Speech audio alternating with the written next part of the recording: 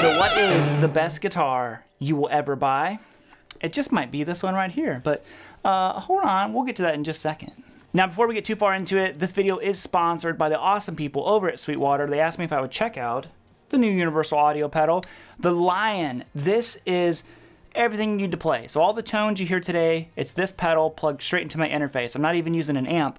This is your amp. So 3 different kinds of Marshalls in here: bass, super lead, then a brown sound. Ooh, we're gonna get some EVH. And then you got a bunch of cab stems on here. So check this pedal out. I'll link it, the products, and as well as some of the videos for it. So anyways, let's get into this. So what brought on this whole video was I was over at the Underdog the other night watching my buddy Corey play, and I was talking to a guy, and he was mentioning how he has all these nice guitars, but then he also has this $200 guitar that he bought years ago, and it's just one of his favorites. And it made me realize, I'm like, you know, just because a guitar is expensive or just because it's inexpensive doesn't mean it will or won't be one of your favorites. And I kind of got me thinking, it was like, you know, some of my favorite guitars are some of the ones I've paid the least for.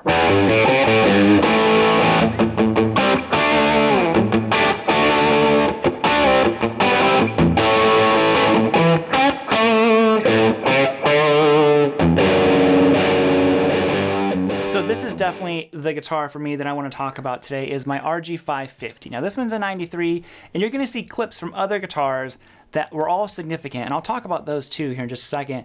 But the 550 in particular, because it was not overly expensive, but also it surprised me. And what I mean by that is it was a guitar that I got, I'm like, I like Super Strats. Super Strats are cool, I'll like it. I didn't expect to love it. You know, I got it, and I'm like, man, this has just turned into one of my main guitars. Like, you can see the fretboard. Someone else played this thing a lot before I got to it. But I think that's one of those things that will make a guitar kind of like sneak its way into your like top 3 or 4 guitars that you own, is the surprise fact. Like, you get it thinking it's a good guitar, I'll like it. It does this one thing, and then you have it and you're like, oh man, this guitar is so much better than what I ever gave it credit for, and it's one of my main guitars now.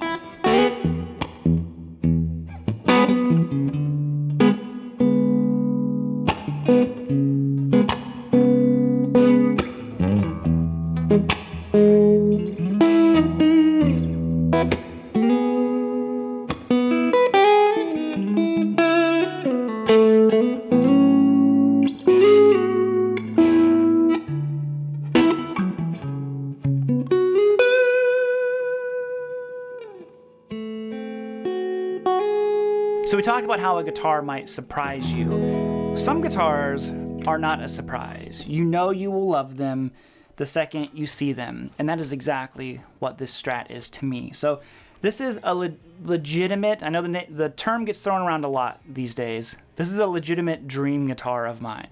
I wanted a 63 Strat. Now it's been refinished, all that kind of stuff. It's the only way I could afford something like this, but you know, I've done some stuff to it and got it all up and working, but this is like the top of the mountain for me. This is a guitar I've wanted longer than anything else. Finally got it, and as soon as I played it, I'm like, yep, that's it. You know, I recently got it refretted, but this is the best guitar I'll ever get, you know, for sentimental reasons. You know, there's different best guitars. You know, you have the best Les Paul, you have the best, you know, Ibanez, you have the best Strat. Sentimentally speaking, this is the one that will always mean the most to me. You know, there's different levels to this. I don't know if there's just one guitar out there. You're like, that's it. I'll never need another guitar. I just want that one thing. But man, this one's a big one for me for sure.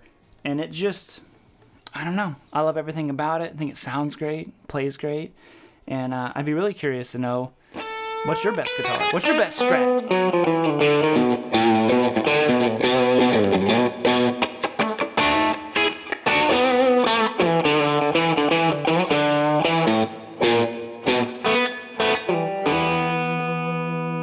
So there you guys have it. I hope you enjoyed the video. I'd be really curious to know, what is your best guitar that you've ever bought?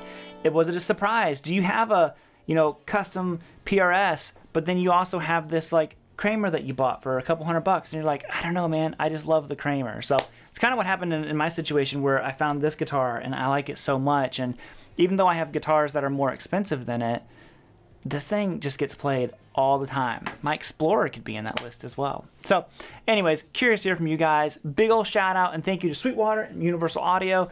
Check these pedals out if you haven't. I will have them linked down below.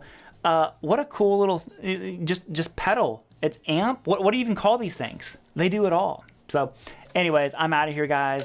And yo, we'll end at bluesy. I'm not plugged in, so we'll end at bluesy pedal click style. Bye, guys.